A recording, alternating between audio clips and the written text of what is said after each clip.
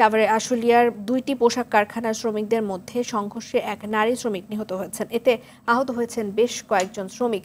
সকালে আশুলিয়ার জিরাবো এলাকায় এই ঘটনাটি ঘটে। পুলিশ জানায়, বন্ধ মাস্কট কারখানার সামনে অবস্থান নেন ওই কারখানার শ্রমিকরা।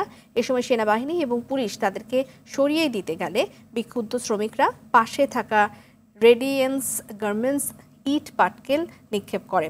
এক পর্যায়ে রেডিয়েন্সের শ্রমিকরা তাদের বাধা দিলে শুরু হয় ধাওয়া পাল্টা ধাওয়া। এ সময় ইটের আঘাতে রোকিয়া নামের এক শ্রমিকের মৃত্যু হয়। এ ঘটনায় আহতরা স্থানীয় কয়েকটি হাসপাতালে চিকিৎসাধীন রয়েছেন।